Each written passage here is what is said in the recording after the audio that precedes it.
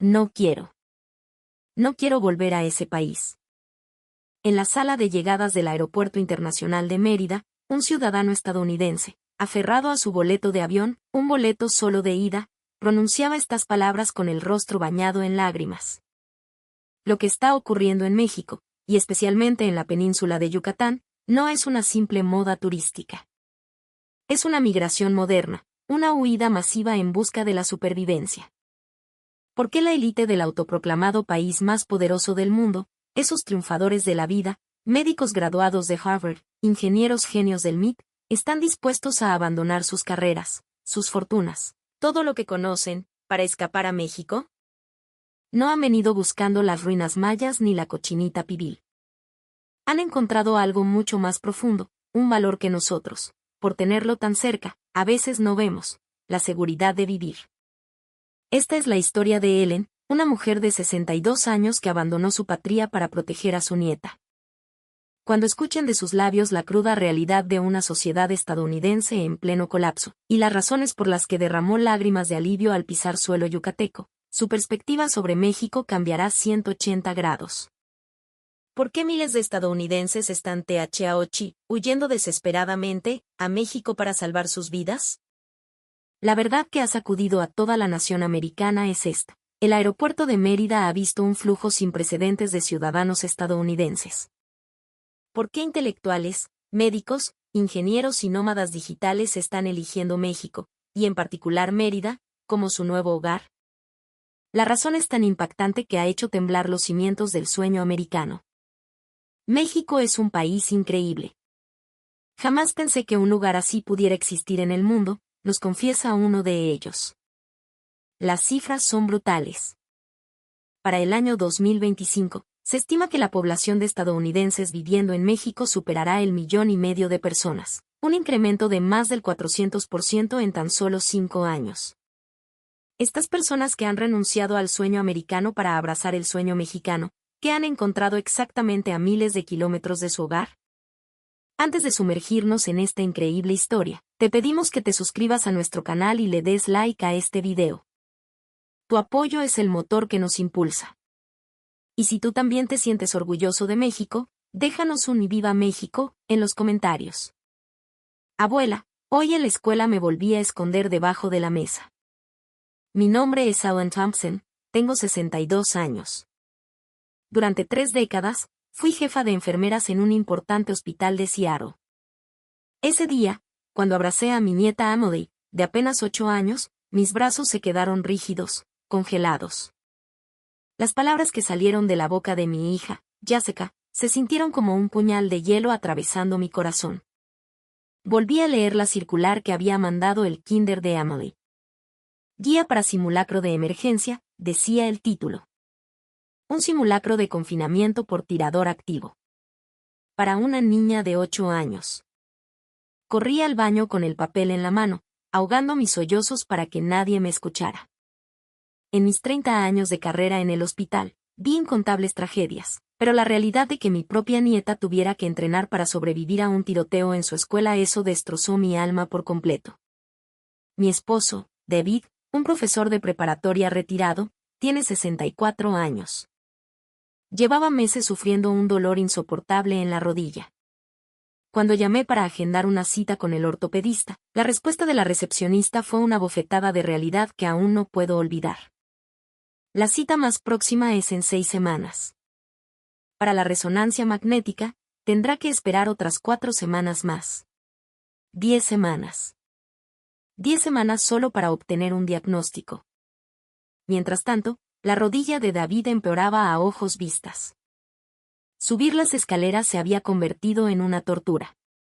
Ver a mi esposo retorcerse de dolor cada noche me llenaba de una impotencia desgarradora.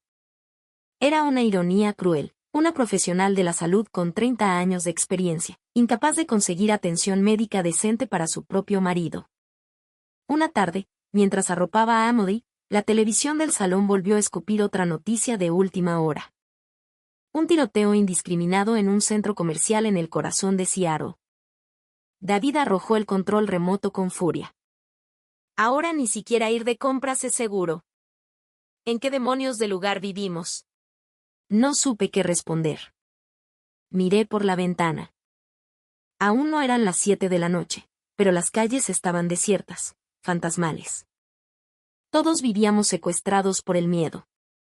El temor a salir de casa se había convertido en nuestra nueva normalidad. Esa noche, dando vueltas en la cama, la imagen del futuro de Emily me atormentaba. ¿En qué clase de mundo iba a crecer? Un mundo donde ir a la escuela implicaba simulacros de masacre, donde no podía jugar libremente en el parque, donde al caer la noche la casa se convertía en una fortaleza. ¿Acaso esa era la vida que le esperaba? En el hospital, había atendido a innumerables víctimas de bala. Jóvenes, incluso niños pequeños, llegaban a urgencias con heridas que me partían el alma. Pero siempre, de alguna manera, lo sentía como la tragedia de otros. Ya no. Ahora, mi nieta, mi hija, podían ser las siguientes víctimas en cualquier momento. Ese pánico me corroía cada noche. Cada vez que Jessica sacaba a Emily a la calle, su cuerpo entero estaba en un estado de tensión extrema. Mamá, quiero llevar a Emily al parque, pero, ¿cuándo es seguro hacerlo?, me preguntaba mi hija, y yo no tenía respuesta. Porque en Seattle, la idea de una madre paseando con su bebé por la noche era un acto de suicidio, algo impensable. Si el día estaba lleno de ansiedad, la noche era un territorio prohibido.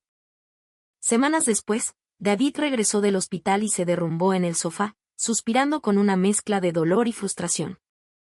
Esperé 6 semanas para que el doctor me dijera que necesita una resonancia para saber qué tengo. Y para eso tengo que esperar otras 4 semanas. Su rostro estaba marcado por el cansancio y la decepción. Y si a eso le sumamos la aprobación de la aseguradora, fácil se van otros 3 meses. ¿Y si mi rodilla se destroza por completo en ese tiempo? Esa era la brutal realidad del sistema de salud estadounidense. El autoproclamado mejor sistema del mundo, donde los pacientes deben esperar meses para ser atendidos y luego enfrentarse a facturas astronómicas. Trabajé dentro de ese sistema durante 30 años, pero solo cuando mi familia se convirtió en paciente, vi sus contradicciones con una claridad aterradora. Una noche helada de invierno, cerca de las 2 de la madrugada, mi teléfono sonó. Era Jessica, con la voz quebrada por el pánico. Mamá, hubo un tiroteo cerca de casa. Emily está aterrada, no para de llorar. Me vestí a toda prisa y conduje hasta su casa. Encontré a Emily temblando en los brazos de su madre, mientras Jessica vigilaba la calle desde la ventana como un soldado en su trinchera. Las sirenas de la policía aullaron durante toda la noche. Esa madrugada, abrazando a mi nieta, tomé una decisión. No podía permitir que esta niña heredara una vida de miedo. Juré que encontraría un lugar mejor. Pero, ¿a dónde ir? Estaba perdida. Dejar Estados Unidos significaba abandonar las raíces de toda una vida. En medio de esos días de angustia, recibí una videollamada de mi sobrino, Jason. En ese momento, no tenía idea de que esa llamada cambiaría el destino de toda mi familia. Tía, ¿por qué no vienen a Mérida a descansar unas 3 semanas? La propuesta de Jason fue tan inesperada que me dejó sin palabras. Él era un consultor de TI, y desde hacía 6 meses trabajaba en un proyecto en Mérida, Yucatán. En la pantalla, Jason se veía radiante, relajado, con un fondo de luces cálidas y arquitectura colonial. Pero, Jason. México está muy lejos. Y no hablamos español, dudé. Toda mi vida había transcurrido en Seattle, la idea de ir a un país latinoamericano me parecía de otro planeta. Jason se rió. No manches, tía. Aquí los doctores en los buenos hospitales hablan un inglés perfecto. Y la rodilla del tío David te apuesto a que en una semana tiene diagnóstico y tratamiento completo. ¿Una semana?, pregunté, incrédula. Sí, en serio. El papá de un colega vino, le hicieron la resonancia el mismo día, y al día siguiente ya tenía su plan de tratamiento. Y el costo fue como 10 veces menor que en Estados Unidos. David, que escuchaba a mi lado, intervino. 10 veces menos. Eso es imposible. Tío, el sistema de salud aquí es otro mundo. Los tiempos de espera son cortos y los precios son justos. Y lo más importante, Jason hizo una pausa y su rostro se tornó serio, es que aquí puedes caminar por la calle a cualquier hora de la noche, con total libertad. El problema de las armas que tanto te preocupa, tía. Aquí simplemente no existe. Esa frase resonó en mi corazón como un trueno. ¿De verdad? Sí. Escuché que en todo Mérida, el año pasado, no hubo ni un solo tiroteo. A las 11 de la noche ves a señoras mayores paseando por los parques. Las mujeres caminan solas por la calle sin miedo. No podía creer lo que oía. Caminar libremente por la noche, usar el transporte público sin sentir pánico. Cuánto tiempo había pasado desde que esas frases formaban parte de mi realidad. David tomó mi mano. Vamos a intentarlo, Ellen. Total, tengo que tratarme la rodilla. Yo seguía dudando, pero en ese preciso instante, Emily, que jugaba en el salón, se echó a llorar. La televisión volvía a informar sobre otro tiroteo. Ver a mi nieta de apenas un año, aterrorizada por el sonido de las noticias, me hizo decidir. Jason, búscame esos boletos de avión. Pocos días después, estábamos haciendo las maletas. Aunque el plan era quedarnos 3 semanas, una parte de mí sabía que podríamos quedarnos mucho más. El tratamiento de David era importante, pero lo que yo anhelaba desesperadamente era respirar en un lugar seguro. Mi hija Jessica nos llevó al aeropuerto con Emily en brazos. Mamá, si es un buen lugar, ¿podríamos ir nosotros también?, preguntó con una súplica en la mirada. Primero iré a ver, le dije, abrazándola con fuerza, sintiendo un nudo en la garganta. Si México era tan seguro como Jason decía, me traería a mi hija y a mi nieta sin pensarlo 2 veces. Al pasar por el control de seguridad del aeropuerto de Seattle, volví a enfrentarme a la realidad de mi país, policías armados como si fueran a la guerra, procedimientos de revisión humillantes, los rostros tensos de la gente. Hasta el aeropuerto se sentía como un campo de batalla. Las 14 horas de vuelo fueron largas, pero mi mente estaba extrañamente en calma. Mirando las nubes por la ventanilla, me preguntaba, ¿de verdad existe un lugar donde no tengas que preocuparte por las armas? ¿Un lugar donde puedas caminar libremente por la noche? ¿Un lugar donde envejecer no signifique aislarse de la sociedad? El avión aterrizó en el Aeropuerto Internacional Manuel Crescencio Rejón a las 10 de la noche. Apenas salimos de la puerta de embarque, vimos a Jason, saludándonos con una sonrisa de oreja a oreja. Tía, tío. Bienvenidos a Mérida. Al salir del aeropuerto, lo primero que sentí fue el aire. Era diferente. La tensión había desaparecido. Los rostros de la gente estaban relajados, nadie parecía estar en estado de alerta. ¿Tomamos un taxi o prefieren probar el va y ven?, sugirió Jason.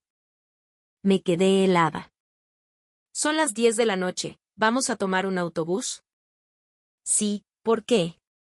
El sistema es nuevo, supermoderno, y funciona hasta tarde. Es totalmente seguro, dijo Jason con una naturalidad que me desarmó. En Estados Unidos, subirse al transporte público a las 10 de la noche era coquetear con el desastre. Mientras caminábamos por el paseo de Montejo de camino al departamento, no podía apartar la vista de la calle.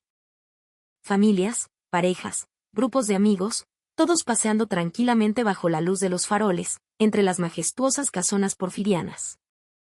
Había gente sentada en las bancas, niños corriendo, el ambiente era de una paz absoluta.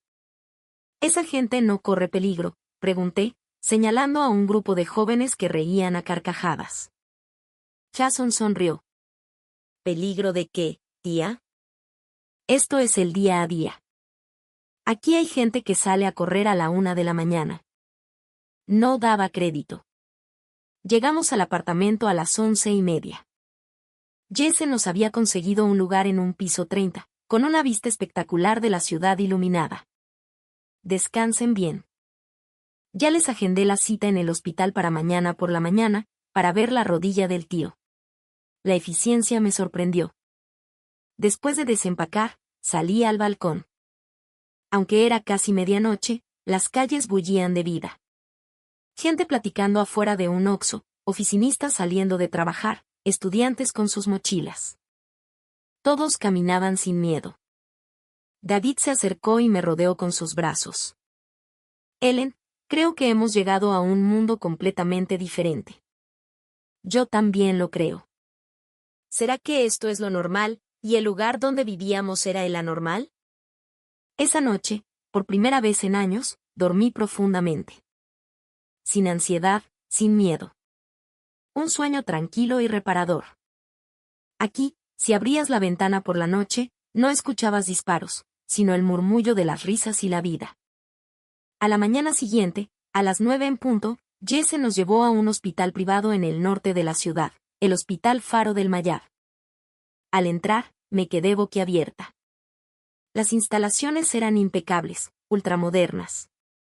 En la recepción, una joven nos atendió en un inglés fluido. ¿El señor y la señora Thompson? El doctor Morales los está esperando. El médico, un hombre de unos 50 años, nos recibió con una calidez que nos tomó por sorpresa. Buenos días, soy el doctor Armando Morales, especialista en ortopedia. Por favor, díganme qué les preocupa. Mientras David explicaba su condición, el doctor escuchaba con atención, asintiendo, haciendo preguntas. Su trato era humano, cercano. Entiendo. Para tener un diagnóstico preciso, necesitamos una resonancia magnética. Si les parece bien, podemos hacerla ahora mismo. ¿Ahora?, preguntó David, atónito. Sí, en una hora hay un espacio disponible. Mientras tanto, pueden ir haciendo el papeleo. No podía creer lo que oía. La resonancia magnética por la que en Seattle había que esperar 4 semanas, aquí se la harían en 1 hora. Y así fue. 1 hora después, David salía del estudio de resonancia. Y lo más increíble fue que, después de la hora de la comida, los resultados ya estaban listos. Es una lesión de menisco, con un cuadro de artritis incipiente, nos explicó el doctor Morales, señalando las imágenes en una pantalla de alta definición. Afortunadamente, no requiere cirugía. Recomiendo un tratamiento con inyecciones de células madre para regenerar el cartílago.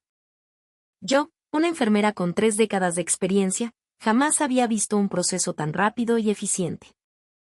De las 9 de la mañana a las 2 de la tarde teníamos diagnóstico y plan de tratamiento. ¿Y el costo?, pregunté con cautela.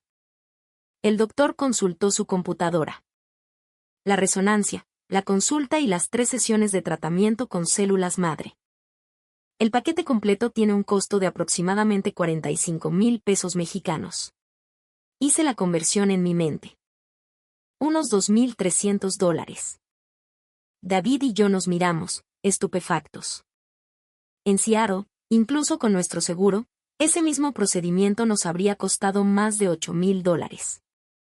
Sin seguro, la factura superaría los 15,000. ¿Ese es el costo total? Sin cargos ocultos, pregunté, acostumbrada a las trampas del sistema estadounidense. Es el precio final, todo incluido. Nuestra política es la transparencia, respondió el doctor con una sonrisa.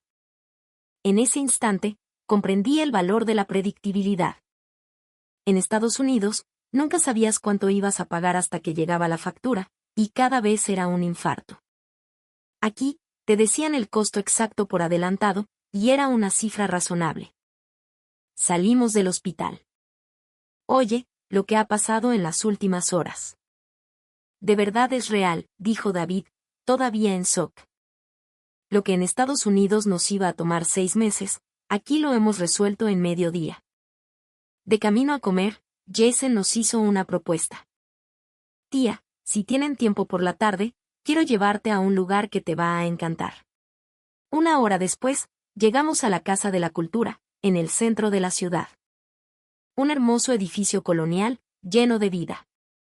Aquí, cualquier persona mayor de 60 años puede venir a tomar talleres, y a los extranjeros los reciben con los brazos abiertos, explicó Jason. Recorrimos el lugar, y yo no salía de mi asombro. En un salón, un grupo de septuagenarios aprendía a usar tabletas digitales. En el de al lado, Una clase de pintura en inglés. Había talleres de cerámica, de baile, de historia. ¿Y cuánto cuesta esto?, pregunté. ¿Es gratis o muy barato? Está subsidiado por el gobierno. De un salón se escuchaban conversaciones en inglés. Me asomé. Eran yucatecos de la tercera edad practicando con extranjeros. Una señora estadounidense se nos acercó. ¿Ustedes son de Estados Unidos?, nos preguntó. Sí, de Seattle. Yo llegué de San Francisco hace 3 años. Mi esposo vino por un tratamiento médico, y nos terminamos quedando, nos contó. Se llamaba Carol, tenía 68 años. ¿Y cómo es su vida aquí?, le pregunté. Carol sonrió con una alegría contagiosa. Maravillosa. Doy clases de pintura como voluntaria, y mi esposo, que fue empresario 30 años, da un taller de negocios. En Estados Unidos, jubilarte es el final. Aquí, es un nuevo comienzo. ¿Y no se sienten solos? Para nada. La comunidad es muy activa. Cada semana hay reuniones. He hecho muchísimos amigos mexicanos. Y lo más importante, dijo, mirándome a los ojos, puedo salir a caminar por la noche. No tienes idea de la diferencia que eso hace. Al salir del centro, me quedé pensativa. En Estados Unidos, la mayoría de los jubilados vivían aislados. Aquí, era todo lo contrario. La gente mayor seguía conectada a la sociedad, aprendiendo, creciendo, compartiendo su experiencia. Viviendo como personas valiosas. Al atardecer, Jesse nos llevó al Parque de la Plancha, un nuevo y gigantesco espacio público. Tía, tío, esto es lo que más quería que vieran. Aunque eran más de las 8 de la noche, el parque estaba lleno de gente. Familias en bicicleta, gente corriendo, grupos haciendo picnic, y muchísimos adultos mayores paseando. Mira esas señoras, le dije a David, señalando a 2 mujeres de más de 70 años que caminaban del brazo. Son más de las 8 y no tienen ni una pizca de miedo. Aquí, esto es lo normal, repitió Jessen. Me senté en una banca, mirando el lago artificial, las luces de la ciudad, escuchando las risas de los niños. David tomó mi mano. Ellen, creo que ya sé qué es lo que hemos estado buscando todo este tiempo. ¿Qué cosa? La normalidad. Poder caminar por la noche, ir al hospital sin problemas, convivir con la gente. Todas esas cosas que en Estados Unidos se han convertido en un lujo. Sus palabras dieron en el clavo. Lo que encontramos en México no era nada exótico. Era, simplemente, la posibilidad de vivir una vida normal. Sin miedo, sin ansiedad, con libertad. Esa noche, en la cama, no podía dormir. Algo dentro de mí estaba cambiando drásticamente. El plan de quedarnos solo 3 semanas comenzaba a desmoronarse. Una semana después, David recibió su primera inyección de células madre. El resultado fue asombroso. Ellen, puedo subir las escaleras sin dolor. Es la primera vez en 6 meses, exclamó, con la vitalidad de vuelta en su rostro. Verlo así me convenció de que nuestra decisión, la que estaba empezando a formarse en mi mente, era la correcta. Una mañana, recibí un correo inesperado. Era del director de recursos humanos de mi hospital en Seattle. Ellen, te necesitamos. Estamos dispuestos a aumentarte el sueldo un 20%. Por favor, vuelve. Era el hospital donde había trabajado 30 años, mi segundo hogar. Pero después de leer el correo, negué con la cabeza. No voy a aceptar, le dije a David. No es una cuestión de dinero. Poder caminar por la noche y que mi nieta crezca segura es mucho más importante. Respondí el correo con firmeza y cortesía. Gracias por su generosa oferta, pero he decidido comenzar una nueva vida. Al enviar el mensaje, sentí que me quitaba un peso de encima. Esa misma tarde, Jesse nos llevó a conocer un centro de salud comunitario. Quiero que vean que la medicina aquí no es solo barata, es de primer nivel. Nos mostró un programa de atención integral para pacientes con enfermedades crónicas. Médicos, enfermeras, nutriólogos y fisioterapeutas trabajaban en equipo para cada paciente. Era un sistema centrado en la persona, no en la enfermedad, algo que en 30 años de carrera en Estados Unidos jamás había visto.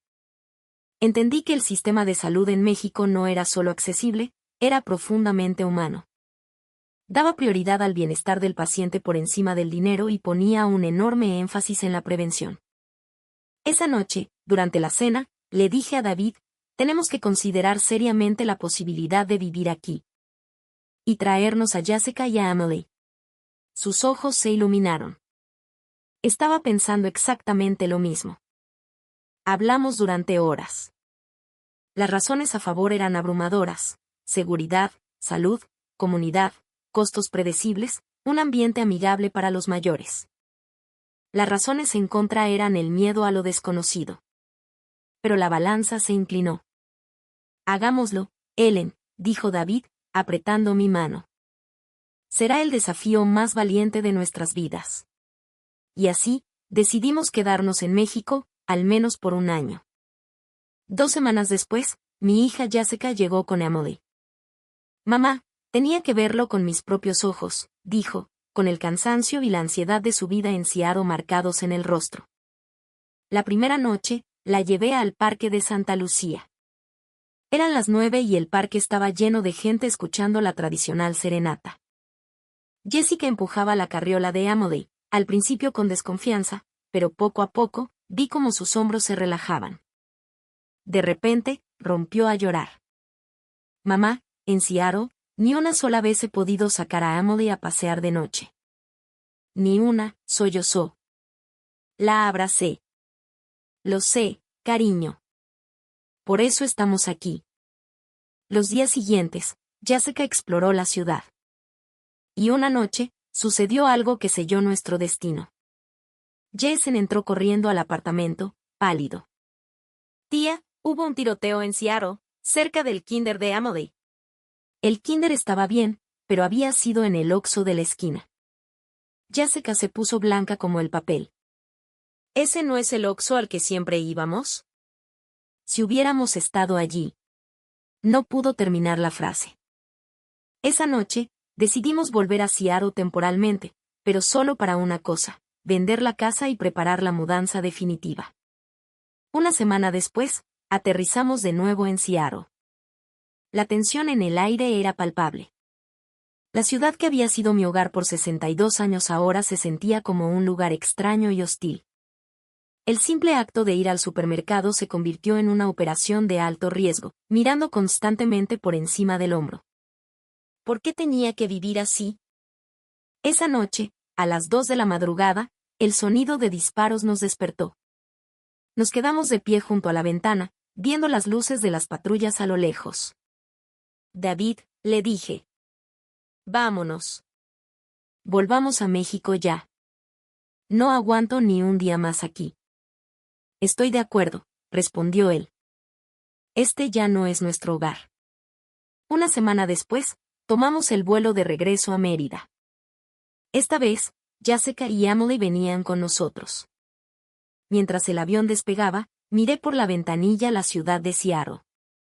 Adiós, y gracias, susurré. Estábamos volando hacia un nuevo comienzo. No hacia el miedo, sino hacia la esperanza. Al aterrizar en Mérida, respiré hondo.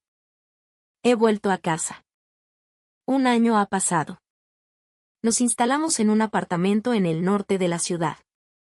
Jessica y Emily viven en el mismo edificio. Cada mañana, salgo a caminar al parque. Me uní a un grupo de ejercicio matutino y, aunque mi español aún es torpe, me comunico con sonrisas y gestos. Acepté la invitación de dar clases de inglés como voluntaria en la Casa de la Cultura. Mis alumnos, personas de más de 70 años, aprenden con un entusiasmo que me conmueve. Maestra Ellen, quiero hablar en inglés con mis nietos, me dicen. David, por su parte, se unió a un equipo de béisbol de veteranos y lidera un club de debate en inglés. Su rodilla está perfecta y ha recuperado la pasión por enseñar y competir. Jessica encontró trabajo en una empresa internacional y Emily asiste a un kinder cercano. Un kinder donde no hay simulacros de tiroteo, solo simulacros de incendio. Mamá, gracias, me dijo Jessica el otro día. Gracias por darle a Emily un entorno seguro. Anoche, celebramos el segundo cumpleaños de Emily. Invitamos a nuestros nuevos amigos, los compañeros de béisbol de David, mis alumnas de la Casa de la Cultura, las madres amigas de Jessica. Unas 30 personas, mexicanos y extranjeros, celebrando la vida de una niña que está creciendo sin conocer el miedo. Una niña que, en lugar de disparos, escucha el estruendo de los fuegos artificiales en los festivales del pueblo. Mientras veíamos los fuegos artificiales reflejados en el lago de la plancha, Emily me preguntó, «Abuela, ¿mañana también vendremos aquí?» La abracé con fuerza. «Claro que sí, mi amor. Mañana, y pasado, y todos los días. También por la noche». Su sonrisa, pura y sin rastro de miedo, iluminó la noche. Y en ese instante, supe que habíamos tomado la decisión correcta. No vinimos a México en busca de algo extraordinario. Vinimos en busca de algo mucho más valioso, una vida normal. Una vida segura, libre y digna que ahora es el legado más preciado que podemos dejarle a nuestra nieta. Esa, amigos míos, es la